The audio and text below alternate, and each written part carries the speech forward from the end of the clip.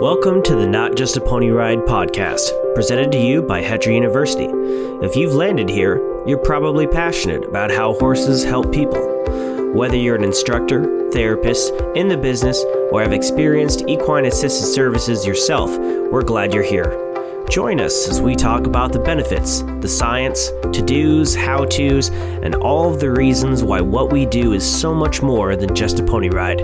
And now, from the Hetra campus in Gretna, Nebraska, here's your host, occupational therapist Katie King. Hey everyone, welcome back to the show. I have a unique guest today.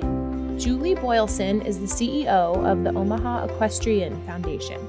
Now, the OEF is a wonderful organization that we're blessed to have in the Omaha area, and their mission is really to provide Omaha and our community with a high caliber of equine experience. And they do that through numerous ways. They are responsible for a couple of major equine events, but also through free educational offerings and school field trips and just so much more. The OEF is doing a great job spreading the word about how many amazing opportunities are in the equine industry. And my favorite part of that is while they're doing all of these awesome things, they're also putting a spotlight on local nonprofits and clubs and other equine events so that the community can really learn about organizations like us too. And they've been an integral part to Hetra. So we wanted to share how your local foundations can help you in more ways than just funding opportunities. So enjoy this episode. Welcome, Julie. Hey, Caitlin. Thanks for having me. Yeah, absolutely. I'm excited to share you with everyone today. First, you're kind of a little bit of a different guest than we've had on before. And I'm excited to kind of share what the OEF does and some of the exciting things that you have coming up. But first, why don't you tell everyone who you are and what you do and how your life journey ended you up where you are? Sure. I'm Julie Boilesen. I'm the CEO of the Omaha Equestrian Foundation. I'm from Ord, Nebraska originally. Grew up on the edge of the sand hills, and my journey with horses probably started at about 3 years old at my grandparents' farm. So I acquired my Aunt Janet's pony, Missy, and spent all day, every day on her as long as anyone would let me. Always rode bareback, so you didn't get hung up. And I guarantee no one knew where I was 90% of the time. So that was my beginning, was Missy as the babysitter, and just kind of grew up from that in horses. Lloyd and Neo McGevicky were very, very dear family friends when we're in the quarter horse industry. So I started showing quarter horses when I was about 13 or 14 and showed hunter jumper and showed hunt seat horses. Showing hunt seat horses in Nebraska, there's not a ton of competition. So that eventually took me out of state. And I moved to Texas when I was 19 and showed until I was 25 when I went back to Creighton. My parents were nice enough to basically let me quit the University of Nebraska with the promise that I would go back to school when I was 25. And I thought I would be done having any fun I was ever possibly going to have in my life by the time I was that old. So that seemed like a perfectly reasonable discussion. So I went to Creighton and then started working in marketing communications for 20 years in corporate America, TD Ameritrade, AT&T. And then a few years ago, really wanted to come back to Nebraska. I'd been living in Atlanta and Dallas for several years and got a phone call that Omaha Equestrian Foundation was looking for a new CEO. And it kind of seemed like the perfect merger of my horse life and my professional career. So was very excited to get the opportunity. Yeah, that's beautiful how your worlds just kind of merged like that with the OEF. So tell me, what does the OEF do? Kind of what does your day look like? Gosh, after working, in huge companies that had lots of support, my day is very different and very interesting compared to where I used to be because we're a really small organization. Mm-hmm. It is our mission to really use horse sport to bring both economic opportunity, tourism to Nebraska, and to really attract international competitions. But through that, we think there's also a tremendous opportunity for us to bring and shine a spotlight on other equine-related nonprofits in Omaha. So that's something that we're really trying to bring into the mix is when we have a large audience sitting in CHI Health Center, but we also highlight what is HETRA doing? What's the Humane Society doing? There's just a lot of great potential. The rodeo, North Hills Hunt, so it's the idea of bringing more focus. Our partners come on both ends. Sometimes people save horses and sometimes horses save people. How do we highlight and foster both types of groups? Yeah. And that's how our paths crossed, was that the Omaha Equestrian Foundation helps us spread the word about our organization and through lots of different, avenues, but, is always trying to, like you said, help spread awareness for the equestrian things happening in Omaha, which if you're an audience member listening and aren't super familiar, Omaha's pretty, it's pretty like metro. I mean, the metro it's a pretty big city. It's the biggest in Nebraska. And so I think a lot of people are like, what? There's horses in Omaha? Or like, it's sometimes hard for people to wrap their minds around that.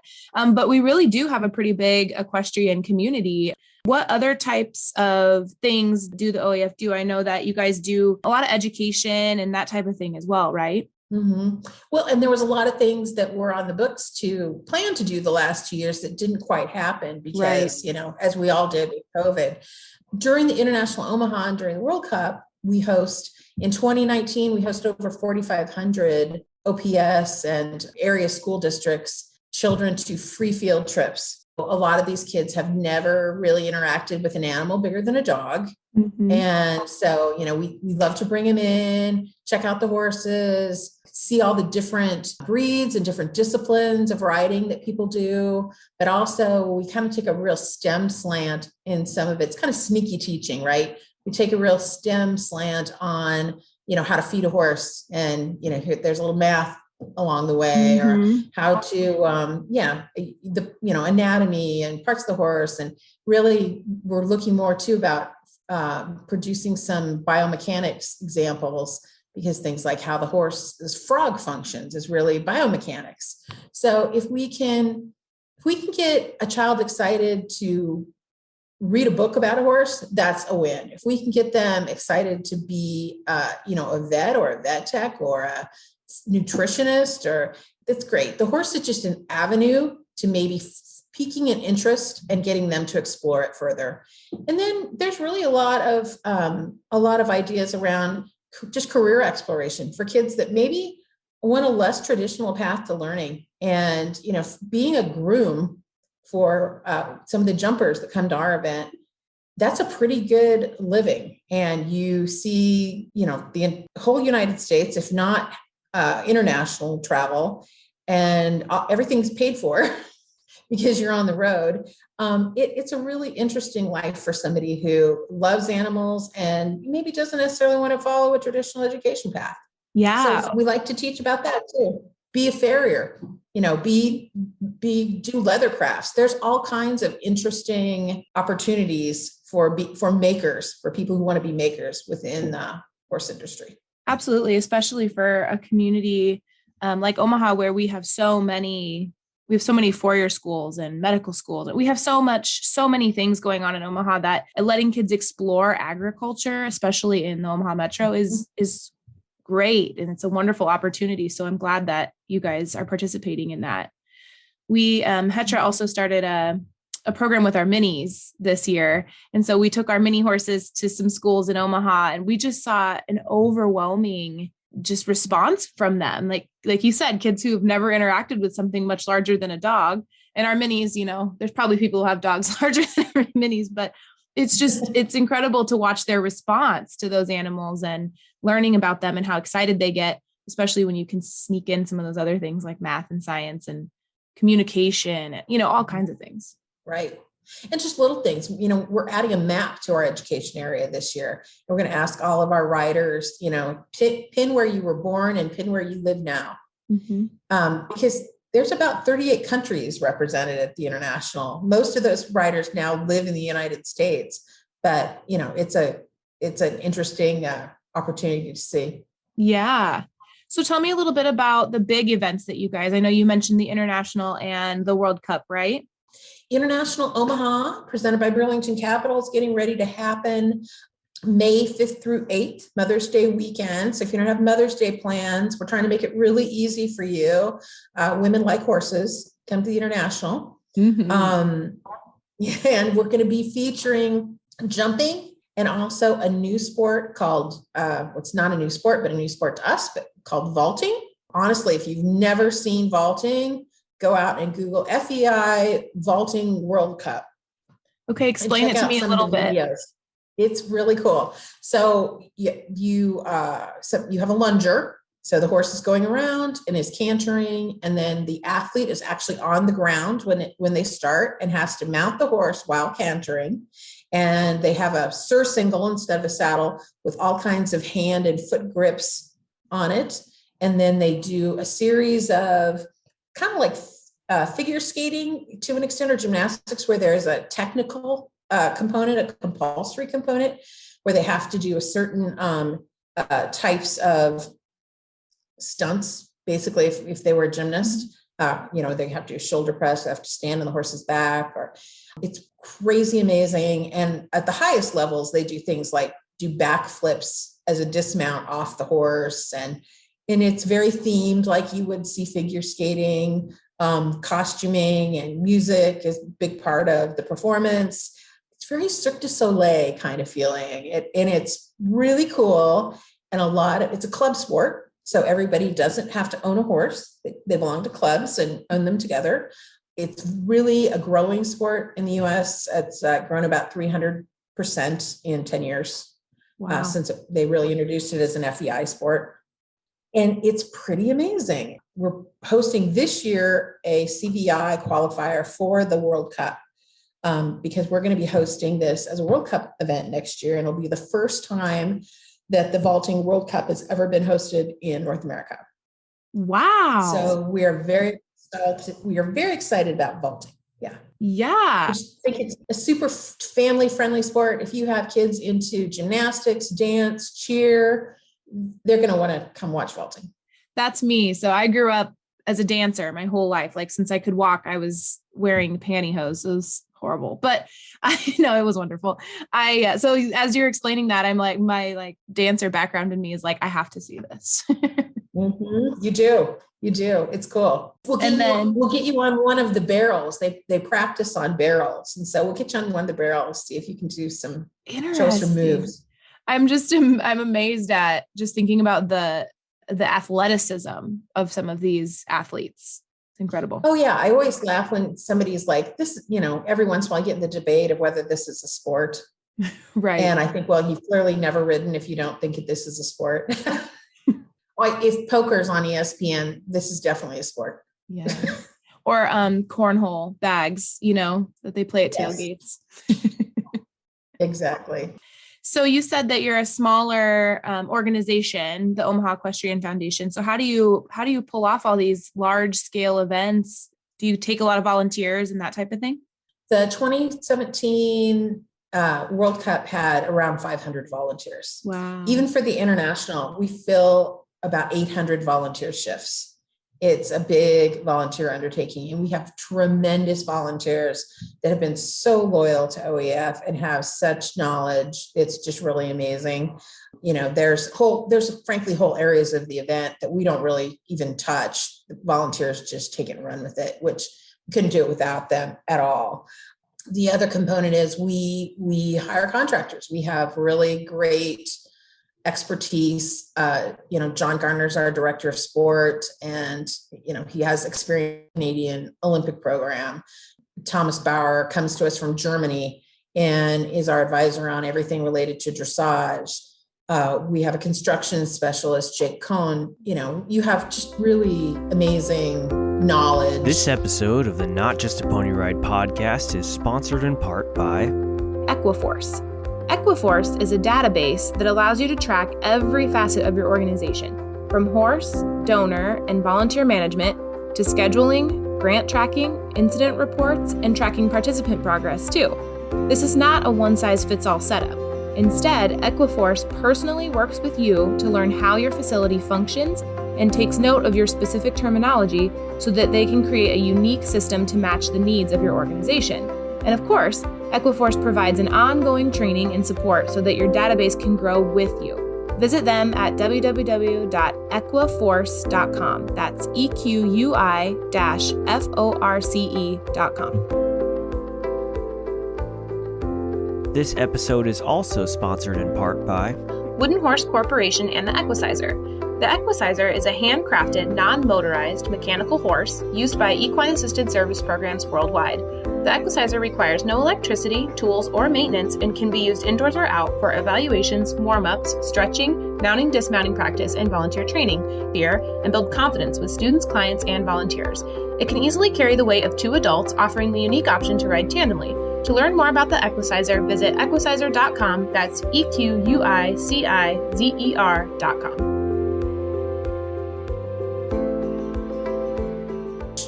So whose idea on the team was it? How did you guys get going with your theme for this year? Because that's really exciting and is going to be really beautiful. So you go to watch the event, but there's so much more happening at these events than just, watching the show, right? Right. Well, for the international this year, one of the things we're doing a little bit different is they've always done a military appreciation event, but we're also going to do a presentation really celebrating women who serve. So all the women who serve in our military, first responders, it's Mother's Day weekend. So we just thought it was a great flex. Of course, do our In It to Win It. And we're changing In It to Win It a little bit this year. We're putting charity partners with all of our winners. So we'll be featuring 10 local equine charities and highlighting who they are, what they do, and then having a drawing as we place the jumpers. They will draw for their charity partner. So 10th to 1st, we'll be writing a check to some of our charity partners too, to put a little pool of cash in the bank for them, but primarily just to let this audience who may be really interested in some of the work they do, either from a financial standpoint or volunteer standpoint, know about the great things that are going on in the equestrian nonprofit sector in Omaha. And then Saturday night, we'll have vaulting finals, but we're also having I'm really excited about this. We're having an obstacle race between Luke Skywalker, the biggest horse in Nebraska, a cart race, and Killer, the mini. So we're going to find out who could do the obstacle race better. Is it agility or is it that big long stride? We'll have to see kind of what happens there. So, and then we'll also be talking about javelin, because 70+% of horse owners are also dog owners. We thought javelin was really interesting. The First Responder Foundation has a great program where they recruit military veterans, and first responder veterans to train dogs to be service dogs. And so we're going to give them a platform and an opportunity to talk about that work. So that's sort of where we're at this year. As we looked at World Cup, we were working on what themes would be right for this event. So we really were looking at, something that was authentic was the idea of the horse tribes of the plains, and especially painted horses and Lakota culture.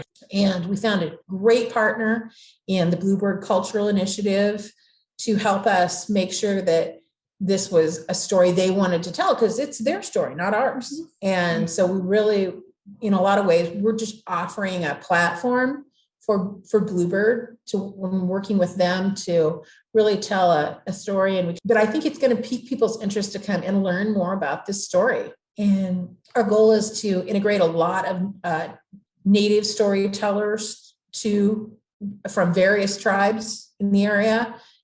This year, we're going to do a little preview at the International this year, and Steve Tomeo from Bluebird is going to come in and talk about symbols on painted horses, and that there's just a whole language and what that means. And so it's really, you're teaching symbology to the kids. They do it. I mean, it was pre-emoji. That's kind of how you teach it. Yeah. This means this. Well, that's meant that. This is not a new concept. Yeah. What a beautiful, just rich way to share history with those that don't know. And, things like the relay races and, so we'll let people see some of those sports that maybe they have never gotten to enjoy before. Right. Very cool. And remind me, when is the World Cup? It's in 2023, right? It is April 4th through the 8th. So I guess my question is, it's the Omaha Equestrian Foundation does so much for our community. I mean, even just talking with you, just for the short amount of time we've been talking, I just hear about so much impact that you have for, both nonprofit organizations and cultures and, all kinds of things in the equestrian community. What do you think that community impact, means to everyone that is on the receiving end of that? I mean, how do you guys see your impact from where you sit? Well, there's the financial impact. That's we often get judged on that for grants, and you know that, Right. and the kind of things that we do in the community. So, that's one big factor. Education, as I said, we actually had quite a few plans for what we wanted to do with our education space pre-COVID, and 2 years of cancellations of the event, not really being able to get into schools, put a lot of that on ice. But we have evolved our local day jumping program into developing Rider Invitational, and our goal is to start to build that up to where it is more of a 3-4 month program going into the event, where we have speakers come in, are really talking to those qualified riders about how to up their game. We're calling it level up because we've got some gamers around here.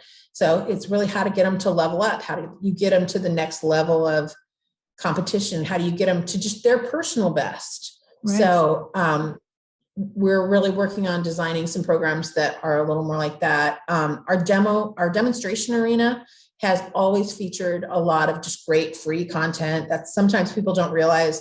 Everything in the trade show area is completely free during the international. No $15, $20 ticket, just walk in and enjoy.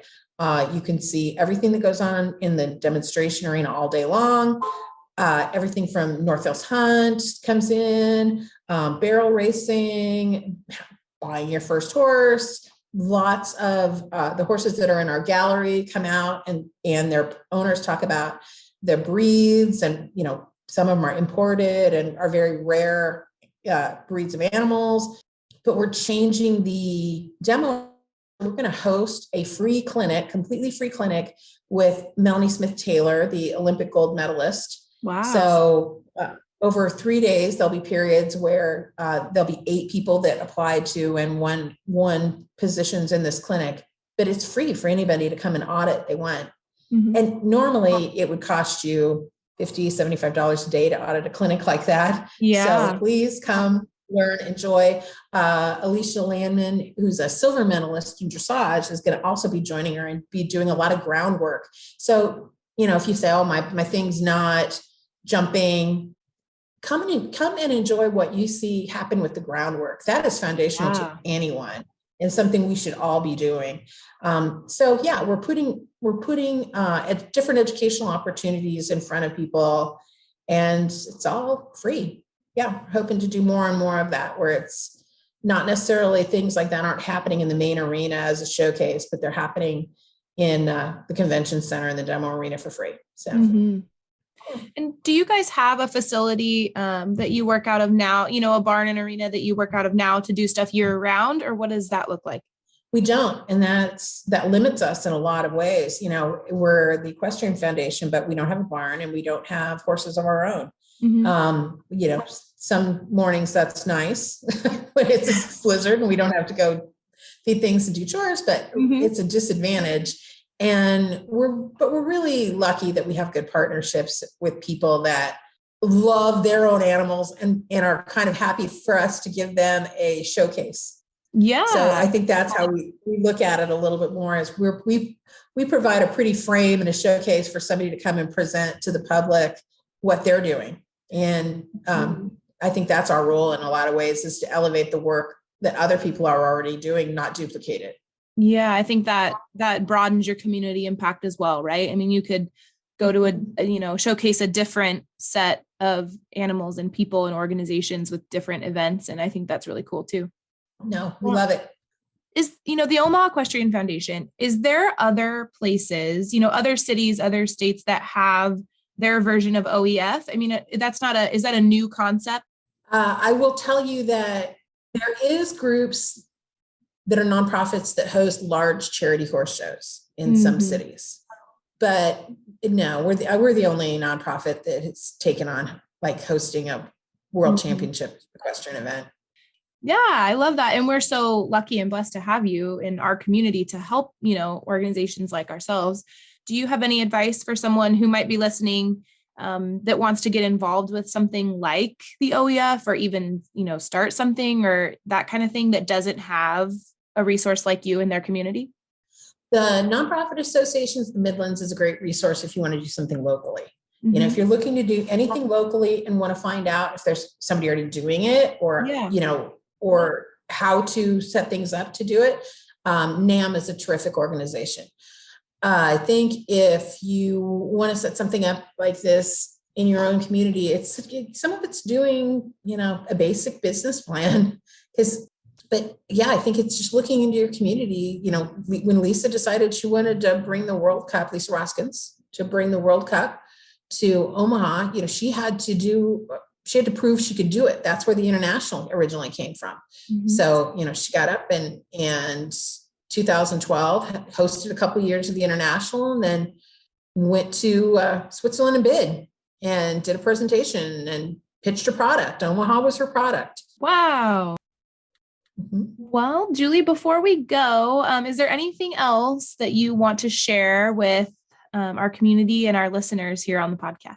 Well, you are very welcome to come to the International Omaha this year as a spectator or as a volunteer. You can get information to do any of that on our website at omahaequestrian.org.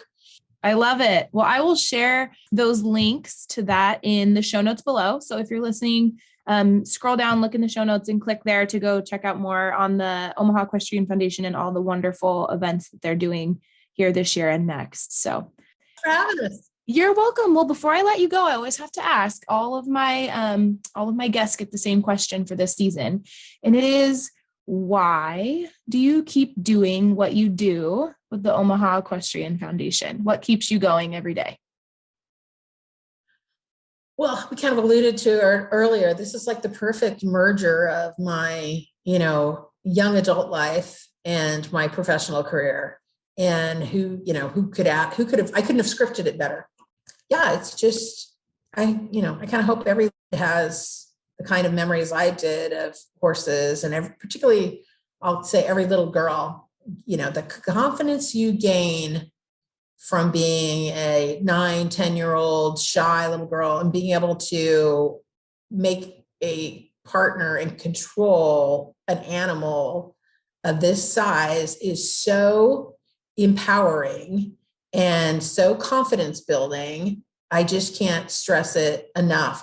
I've talked to so many friends with daughters that, they think they want to get into horses and I can't say enough about that trust and the bond. And then when you hit junior high and life is miserable, you also go to the barn and cry to your horse and it's okay. You need a friend. So horses were therapy, in a lot of ways for me. And I think for a lot of people, yeah, I want everybody to be able to have that opportunity. Yeah. And you're doing that, sharing your passion with others and hoping that they can see the beauty in it too. And sounds like you're doing that every day in the job that you're in. And there's so many people that can't say that their life's passions have merged like that. So lucky. Yes. With the lucky few. Yes, you got it. I'm in the same boat. Well, thank you so much for joining us, Julie. I'm excited to get the word out there about what the OEF does in your story. And don't be a stranger. Maybe we'll have you on again soon. Absolutely. Would happy to come back.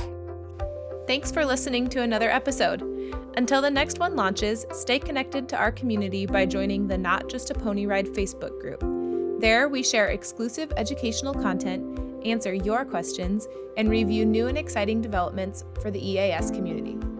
Don't forget, if you have suggestions for future episode topics or a lead on a great guest that you think our audience would enjoy, click on the link in the show notes or visit us at hetrauniversity.org. This podcast is presented by Hetra University, an educational arm of the Heartland Equine Therapeutic Riding Academy. Hetra University's mission is to provide high-quality educational offerings to our participants and the EAS community.